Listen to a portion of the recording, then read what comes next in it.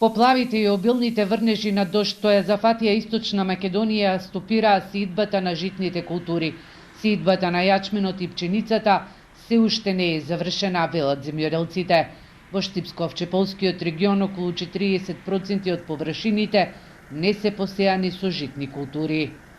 Есенската сеидба се уште е во тек, не е завршена поради временските услови. Беа многу обилни дождови има у последно време и малку тешко се одвива сеидбата.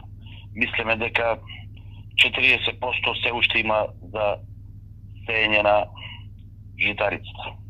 Земјоделците стравуваат дека за доцнетата есенска сеидба ќе значи и помалку произведени количини на јачмен за стоката и пченица, односно лебно зрно.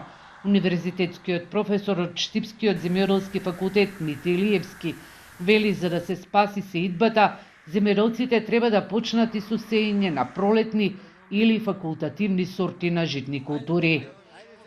Еве во такви услови какви што ни се сега наметнати од зголемени врнежи токму во тој оптимален период кога требаше да се посеат овие површини, треба да се размислува и на другата опција, односно да се искористат можностите на одредени сорти кои што се со карактеристики како што ги спомнав претходно, односно овие факултативни и пролетни сорти.